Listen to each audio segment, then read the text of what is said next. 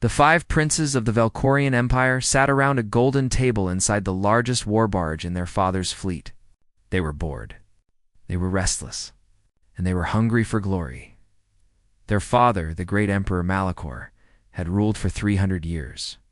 His health was failing now, and soon he would choose which of his sons would take the throne. But first, he demanded proof. He wanted to see which prince was worthy of leading the most powerful civilization in the galaxy. The eldest prince was Torvin. He was tall and proud, with scales the color of dark metal. He had won many battles and killed many enemies. He believed the throne belonged to him by right of birth. The youngest prince was Carveth. He was smaller than his brothers and quieter too. He watched more than he spoke. The others often forgot he was in the room. Between them sat 3 more princes, each one eager to prove himself better than the rest. "We need a hunt," Torvin said. His voice was deep and commanding. "Something to show father that we are true warriors," the other princes agreed. But what could they hunt? They had already conquered every dangerous creature in their sector. They had defeated every enemy that dared to challenge them.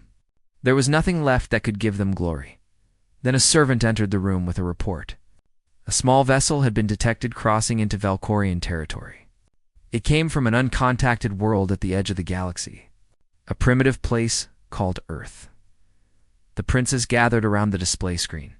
The vessel was tiny compared to their war barges. It had no energy shields.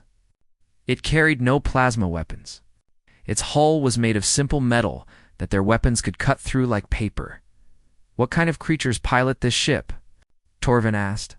The servant brought up the scan results. The vessel carried only for life forms.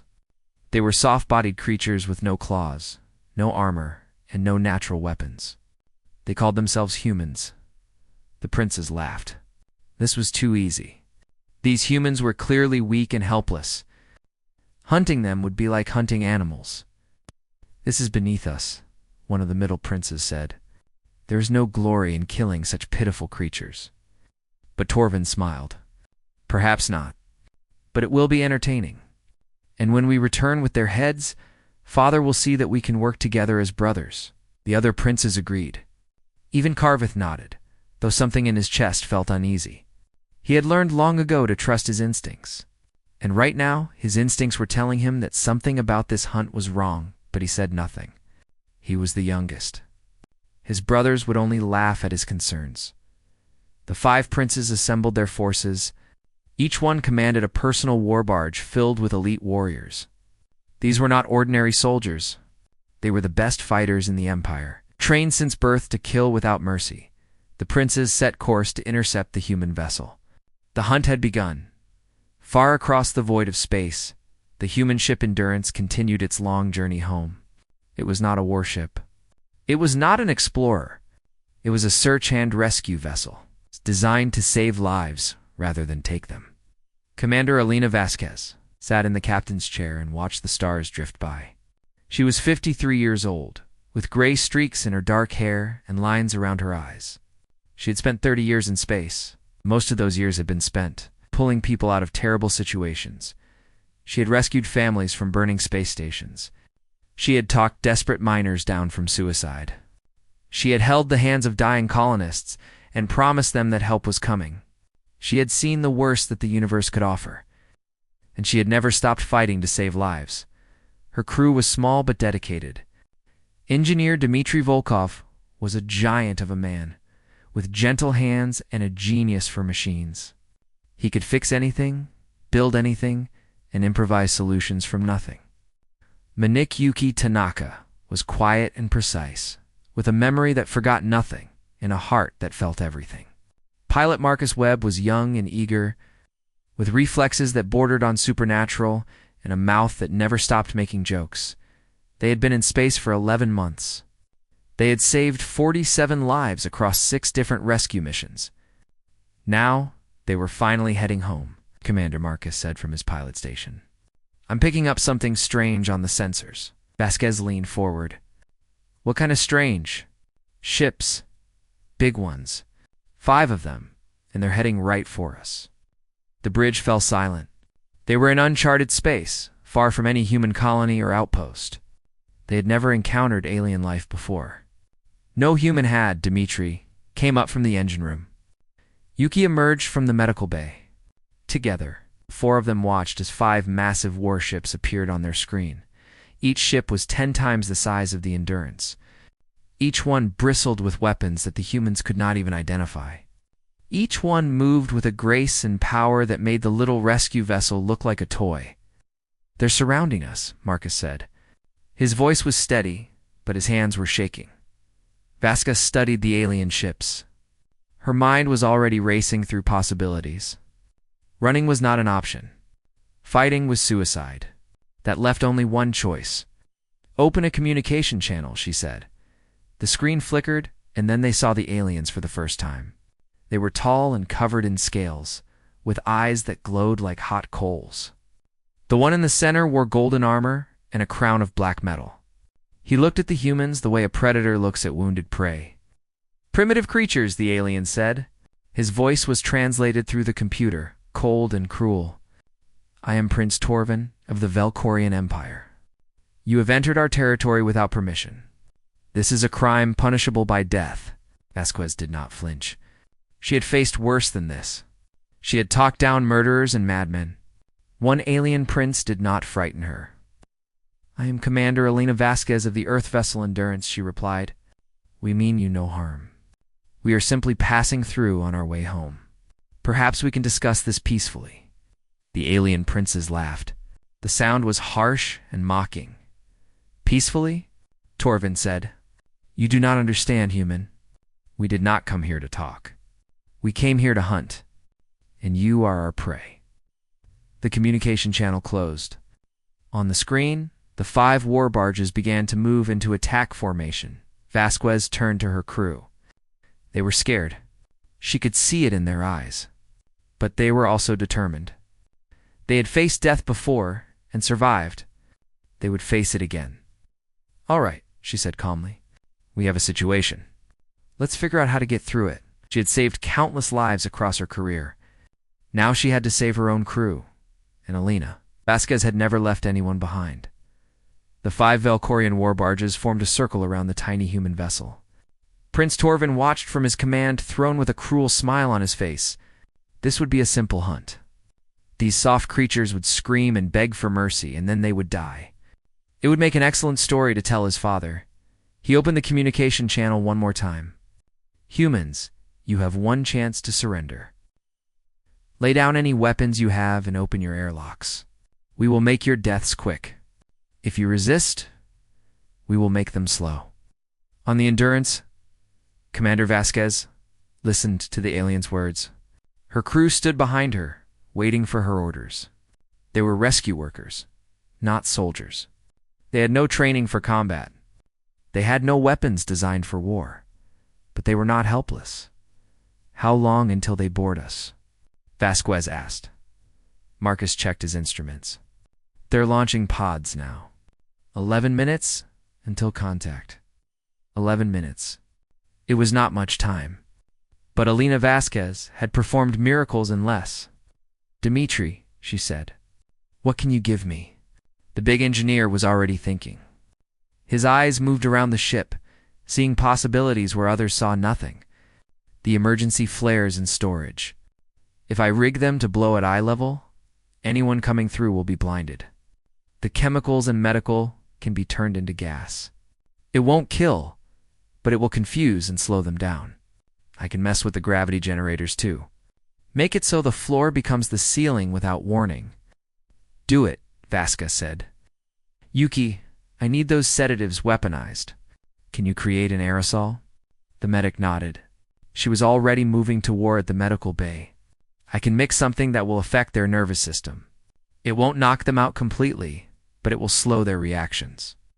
"Good, Marcus. You know the ship better than anyone. Plot me every tight corner, every maintenance shaft, every place where big armored soldiers will have trouble moving." The young pilot grinned, despite his fear. "Commander, this ship is full of places like that. It was designed for rescue operations, not for comfort. I can lead them on a chase they'll never forget." Vasquez nodded. Then she walked to the emergency locker and pulled out the fire axe that hung there.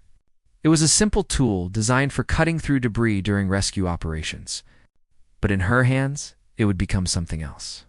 "They think we're prey," she said quietly. "Let's show them what prey can do." The crew scattered to their tasks. They had 11 minutes to turn their rescue ship into a nightmare prince. Torvin watched the boarding pods launch from his war barge. Each pod carried 4 elite warriors in powered armor. 20 warriors total, more than enough to overwhelm for soft-bodied humans. His brothers watched from their own ships. They were eager to see the hunt begin. "Remember," Torvin said over the warrior channel, "I want them alive if possible. Dead prey tells no stories." The warriors acknowledged his orders. They were confident. They had conquered dozens of species across the galaxy. These humans would be different. The boarding pods attached to the Endurance with a screech of metal. The warriors cut through the airlock doors and stepped inside. They found darkness. "Lights are out," the squad leader reported. Switching to thermal vision did not help. The humans had released some kind of gas into the corridors. It confused the sensors and made everything appear as a blur of heat. The warriors moved forward anyway. They were not afraid of darkness or gas. They were afraid of nothing. The first trap hit them, without warning. An emergency flare exploded at head height, filling the corridor with blinding light. The warriors stumbled backward, their eyes burning. Before they could recover, the gravity shifted. What had been the floor became the ceiling. The warriors crashed into walls and equipment, their heavy armor working against them. Then the humans attacked. Commander Vasquez came out of the shadows like a ghost. She moved between the struggling warriors with her fire axe, striking at joints and weak points in their armor. She was not strong enough to kill them outright, but she did not need to. She only needed to hurt them, to slow them down, to make them fear her. Marcus appeared from a maintenance shaft and pulled one warrior into a narrow space where his armor could not fit. The warrior thrashed and screamed, but he could not break free. While UKI moved through the chaos with her sedative spray, targeting the gaps in armor where flesh was exposed. The warriors slowed with each breath they took. Their movements became clumsy and uncertain. Dimitri waited at a junction point with a welding torch. When warriors tried to advance, he met them with fire and fury. His size matched theirs, and his rage was greater. The battle lasted 7 minutes. When it ended, the corridor was filled with groaning warriors. Their armor was damaged. Their pride was shattered, and 17 of them could not even stand. Only 3 warriors made it back to the boarding pods. They stumbled inside and sealed the doors, retreating to the war barges with terror in their eyes. Prince Torvin stared at the reports in disbelief. His elite warriors had been defeated by 4 humans with no weapons. It was impossible. It was unthinkable what happened. His brother demanded over the communication channel. "They fought back," the surviving squad leader gasped. "They were waiting for us. They turned their ship into a trap. They fought like nothing I have ever seen." Torvin's scales flushed dark with anger. This was not how the hunt was supposed to go. These humans were supposed to be weak. They were supposed to surrender or die. Instead, they had humiliated him. "Launch the hunter drones," he commanded. "Deploy breach charges. We will tear that ship apart piece by piece," his brothers agreed. The hunt would continue, and this time, they would show no mercy. On the Endurance, Commander Vasquez gathered her crew. They were breathing hard.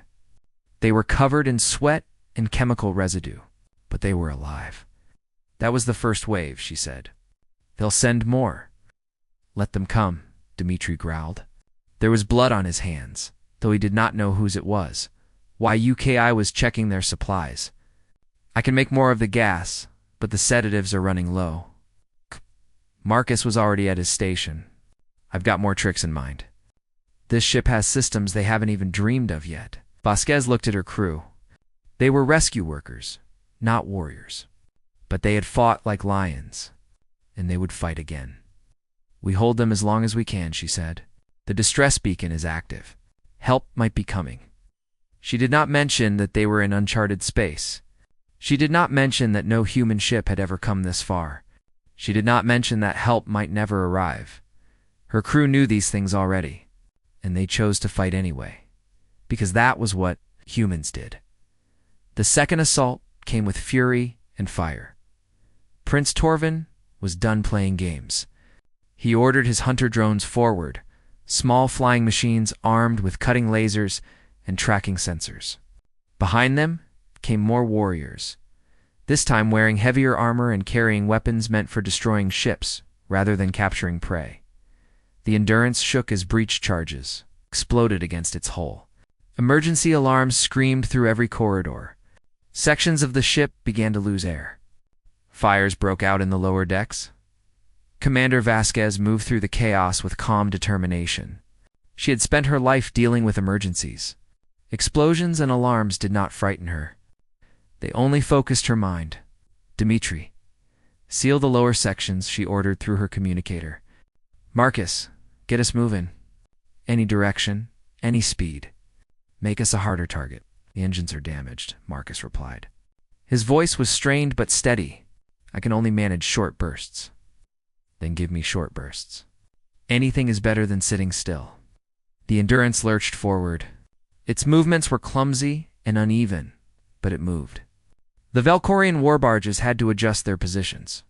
For a moment, the assault slowed. But only for a moment. The hunter drones found their way inside through the hull breaches.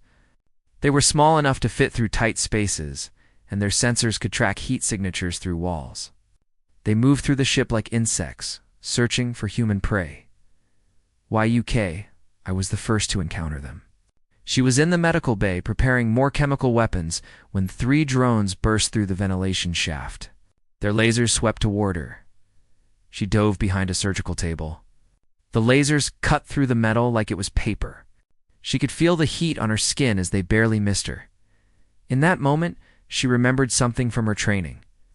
The rescue service had taught her many things, including how to deal with malfunctioning equipment. And these drones were just equipment. She grabbed a defibrillator from the emergency kit and waited. When the next drone came around the table, she pressed the device against its body and triggered the shock. The drone's systems overloaded. It crashed to the floor, sparking and dead.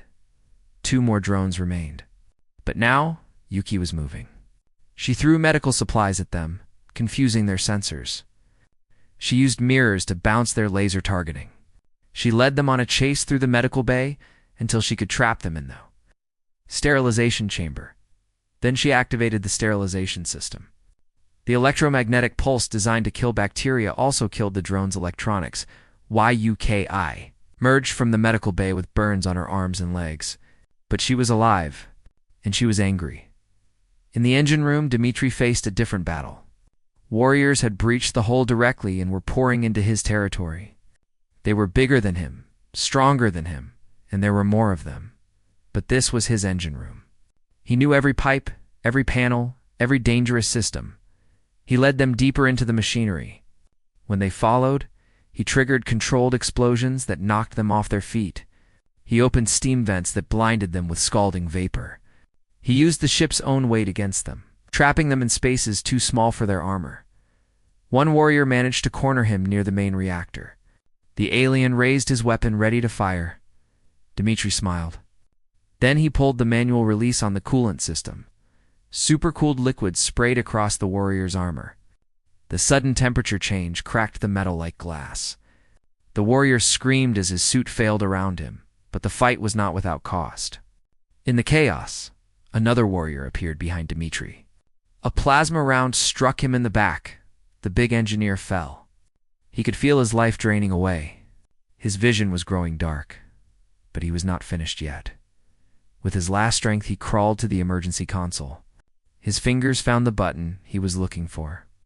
A button that would trigger a cascade failure in the ship's secondary systems. For my crew, he whispered. He pressed the button. The explosion tore through the boarding party.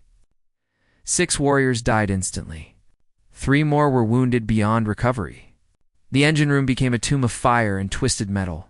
Dimitri did not survive, but neither did his enemies. On the bridge, Commander Vasquez felt the explosion through the deck plates. She knew what it meant before the report came through. Dmitri is gone, Yuki's voice said over the communicator. There were tears in her words. Vasquez closed her eyes for one moment. Just one moment to feel the grief. Then she opened them again. Hold your positions, she said. His sacrifice bought us time. We don't waste it. Marcus was still flying the ship.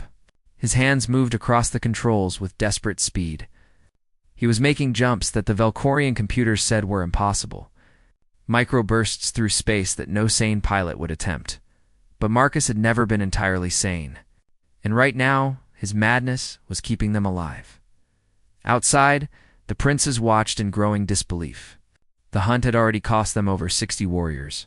60 of their best fighters dead or wounded at the hands of 4 soft-bodied creatures. No, 3 now.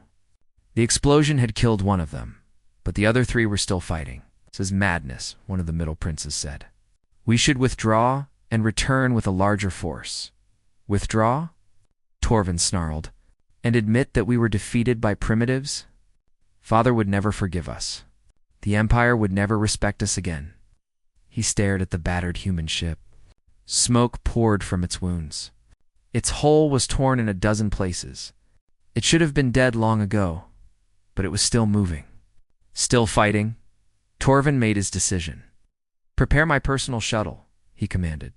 I will end this myself, his brothers protested. It was too dangerous. It was beneath his dignity. But Torvin would not listen. His pride demanded blood, and he would have it. On the Endurance, Commander Vasquez stood in the ruins of her bridge. Yuki was beside her, wounded but standing. Marcus was still at his station, refusing to leave. They had heard the announcement. The enemy prince was coming personally. We should hide, Marcus said. Make him search for us. No, Vasquez replied. I'm done hiding. She picked up her fire axe. It was dented and stained now, but it was still solid in her hands. He wants to hunt humans, she said. Let him see what a human looks like when she's not running. Yuki checked her remaining supplies. She had 1 canister of sedative gas left. One chance to slow the alien prince down. Marcus looked at his commander with something like wonder. She was bleeding from a dozen wounds. Her uniform was torn and burned, but her eyes were steady. You're really going to fight him, he said. Vasquez smiled. It was a tired smile, but it was real. I've spent my whole life saving people, she said. Today, I save you. The airlock opened. Prince Torvin stepped inside and Commander Elena Vasquez went to meet him. Prince Torvin stood in the ruined corridor of the human ship and felt something he had never felt before. Uncertainty. The walls were blackened with fire. The floor was slick with coolant and other fluids. Bodies of his warriors lay scattered like broken toys. The smell of burning metal filled the air. This was not what he had expected. He had expected a quick hunt, an easy victory. Instead, he was walking through a graveyard of his finest soldiers. A voice spoke from the shadows ahead. You wanted to meet humans, Prince? Here I am. Commander Elena Vasquez stepped into the dim light. She was covered in blood, some of it her own, and some of it not. Her uniform was torn. Her hair had come loose and hung around her face like a dark curtain. In her hands, she held a simple axe. She looked like death itself. Torvin studied her with his glowing eyes. She was smaller than him, weaker than him. Her weapon was primitive compared to the plasma blade at his side. By every measure, she should have been easy prey, but she was not afraid. That was what disturbed him most. Every other creature he had hunted had shown fear at the end. Their eyes would widen. Their bodies would tremble. They would beg for mercy or try to run. This human did neither. She simply stood there, waiting for him. You have caused me a great deal of trouble, Torvin said. My warriors are dead because of you. Your warriors attacked us, Vasquez replied. We defended ourselves. That's how it works.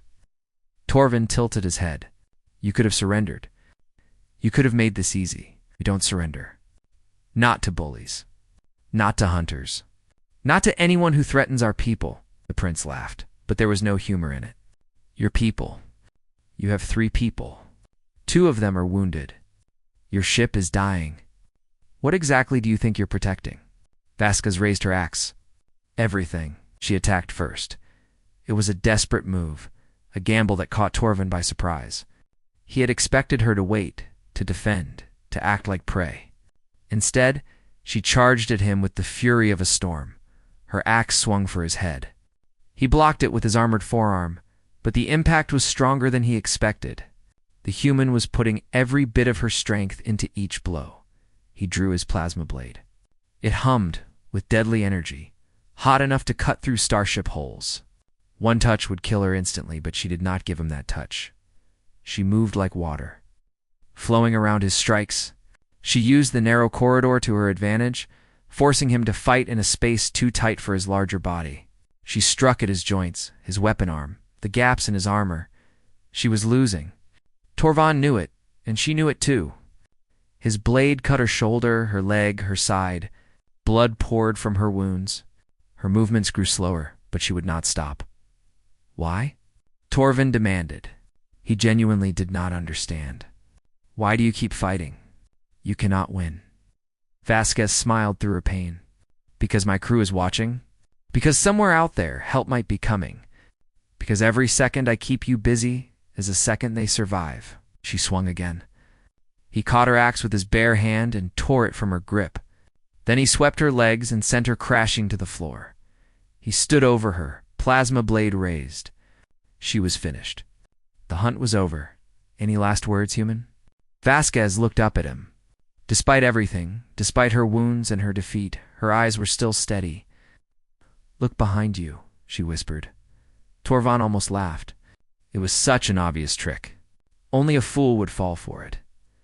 But something in her voice made him turn. Through the shattered viewport at the end of the corridor, he saw lights. Many lights. They were appearing out of nowhere, dropping out of faster-than-light travel one after another. Ships, human. Ships, his communicator exploded with panicked voices. Prince Torvin.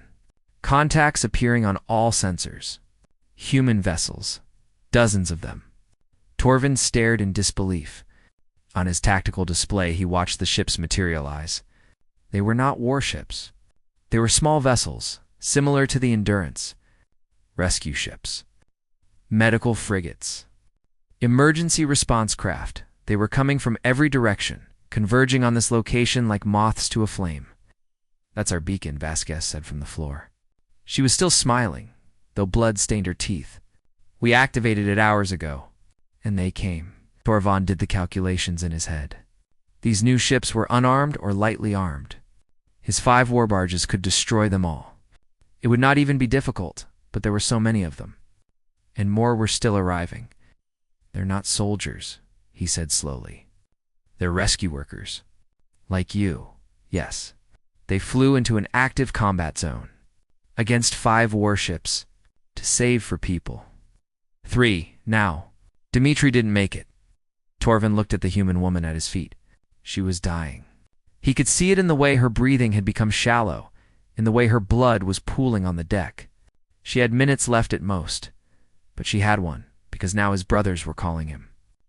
Now his warriors were asking for orders. Now, the entire hunt had become something he could not control. Commander. A young voice came from deeper in the ship. The human pilot appeared in the corridor, supporting the wounded medic. They both stopped when they saw Torvin standing over their leader. The pilot's face went pale, but he did not run. He stepped forward, placing himself between the prince and his fallen commander. You'll have to go through us, he said. His voice shook, but he stood firm. The medic moved to Vasquez's side and began. Treating her wounds with trembling hands, Torvin watched them. These fragile creatures facing certain death. And still they would not abandon each other. On his display, the human fleet had fully assembled. Over 200 small ships surrounding his war barges like a swarm of insects. They were broadcasting on all frequencies, demanding the release of the Endurance crew. His brothers were calling him. Torvin, what are your orders? Do we engage? He could say yes. He could destroy every one of those ships. He could complete the hunt and take his trophies home, but he would also be starting a war. A war against creatures who flew unarmed into battle for their comrades? A war against people who would not stop would not surrender, would not abandon their own. What would happen when Earth sent its real warships? Prince Carvat's voice came through his communicator, soft and thoughtful. "Brother, I think we should not have come here." Torvin looked down at Commander Vasquez. She was unconscious now. Her crew was still fighting to save her life. For the first time in his existence, Prince Torvin felt something he could not name. It was not fear exactly. It was more like respect. These humans were not prey. They were something else entirely, something dangerous. "Pull back," he said quietly. "What?" his brothers demanded. "I said pull back. All forces return to the war barges. We are leaving." He stepped over Commander Vasquez and walked toward the airlock. Behind him, the two remaining humans watched in stunned silence. "You're letting us go?" the pilot asked. Torvin paused at the door. He did not turn around. "I am reassessing the situation," he said. "This hunt is over." He left the ship. Behind him, the human fleet moved in too. Rescue their fallen comrades. And Prince Torvin returned to his brothers with a weight in his chest that he did not understand. The 5 Valkorian war barges jumped to faster than light speed and vanished from human sensors. Behind them, they left a field of debris, a battered rescue ship, and questions that would echo across the galaxy. The human rescue fleet moved quickly. Medical teams boarded the Endurance within minutes. They found Marcus Webb standing guard over his fallen commander and Yuki Tanaka, who had collapsed from her own wounds while treating Vasquez. Commander Elena Vasquez was rushed to the nearest medical frigate. She had lost too much blood. Her organs were failing. 3 times during the journey, her heart stopped, and 3 times the doctors brought her back. She was stubborn like that in the Valkorian Empire. The 5 princes returned to their father's palace in silence. There was no celebration, no feast of victory. There were only hard questions and harder truths. Emperor Malachar listened to their report with ancient eyes that revealed nothing. When they finished speaking, he sat quietly for a long time. "You went hunting for primitive creatures," he finally said. "You found something else. They were just rescue workers," Torvin said. His voice was hollow. "Not soldiers. Not warriors. Workers whose job was to save lives. Yet they killed 60 of your elite guards." The number hung in the air like poison. 60 warriors. The finest soldiers in the Empire, dead at the hands of 4 humans with no weapons. Prince Carveth spoke up. He rarely spoke in council, but this time he could not stay silent. "Father, I believe we made a grave error. These humans did not fight because they wanted glory or territory. They fought because they refused to abandon each other. So imagine what they would do if we threatened their homeworld, their colonies, their children." Carvat's voice was steady. "If our rescue workers nearly destroyed us, what would 1 billion soldiers do?" The Emperor considered this. His scales had faded with age, but his mind was still sharp. He had ruled for 3 centuries by knowing when to fight and when to retreat. "You recommend we avoid this species?" "I recommend we approach them differently. Not as hunters. Perhaps as equals." Torvin wanted to argue. His pride still burned with shame. But he remembered the look in Commander Vasquez's eyes. He remembered her standing against him with nothing but an axe, and her refusal to surrender. He remembered the fleet that came for her. 200 ships flying into certain death just to save 3 wounded humans. "Carveth is right," he said quietly. The words tasted like ash in his mouth, but they were true. "We cannot hunt these creatures. They are too dangerous." The Emperor nodded slowly. "Then we will change our approach. Send diplomats instead of warriors. Trade agreements instead of conquest. We will learn about these humans before we decide what to do with them." It was the first time in Valkorian history that an alien species had been reclassified from prey to potential equal. The official records would call it a strategic reassessment. But everyone who knew the truth understood what had really happened. The 5 princes had gone hunting for weak creatures and found monsters instead. 6 months later, Commander Elena Vasquez woke up in a hospital bed on Earth. She had been in a medically induced coma for weeks. while doctors rebuilt her body piece by piece. When she opened her eyes, the first thing she saw was Marcus Webb's face. "Hey, Commander," he said softly. "Welcome back." She tried to speak, but her throat was too dry. He gave her water and waited patiently while she gathered her strength. "Yuki?" she finally asked. "Alive. Recovering in the next ward. She's going to be okay, Dimitri." Marcus's face fell.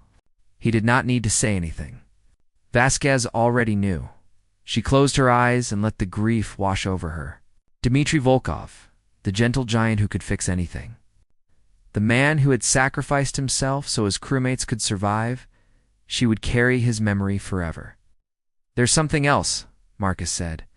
"Something you need to see." He helped her sit up and handed her a tablet. On the screen was a message from an anonymous source, routed through a dozen different systems to hide its origin. But the content was clear. It was a Valkorian document. A report written by Prince Carveth himself. Vasquez read it slowly. Her eyes widened as she understood what she was looking at. The report described humans in detail. It talked about their biology, their culture, their history. But most importantly, it talked about their nature. "They are small," the report said. "They are fragile. They die easily. But they do not abandon each other, even unto death. They turn rescue vessels into weapons and fight with tools meant for saving lives. They are not warriors. They are something more dangerous. They are people who have decided that no one gets left behind."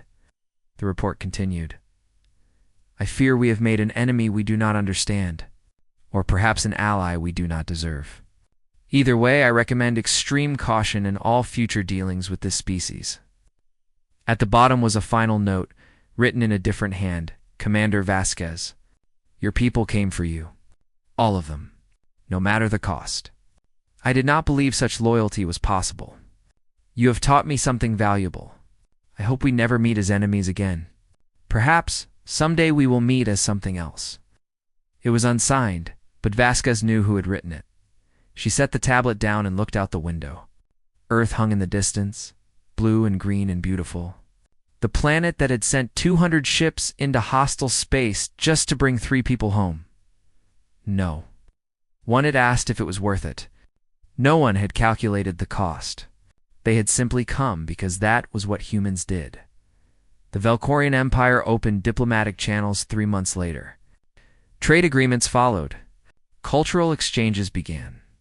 The galaxy watched in confusion as one of its greatest powers suddenly started treating a primitive species as equals. They did not understand what had changed, but the Valkorian warriors understood. They told stories in quiet voices about the hunt that went wrong, about the rescue workers who fought like demons, about the fleet that came for its own. And in those stories, a warning was passed from captain to captain, from empire to empire, spreading across the stars. Do not hunt the humans. Do not corner them.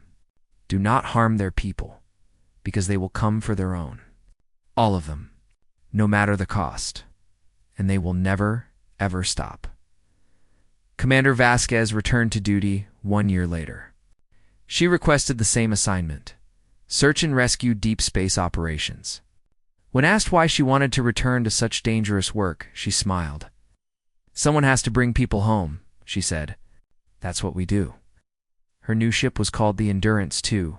Its crew included Yuki Tanaka, fully recovered and more determined than ever. Marcus Webb served as her pilot once again, and in the engine room they had placed a small memorial. A photograph of Dmitry Volkov, smiling his gentle smile. The plaque beneath it read, "He never left anyone behind." The Endurance II launched into the stars. And somewhere out there, the Valkorian Empire watched and remembered. Humans were small. Humans were fragile. Humans died easily, but they came for their own. Always.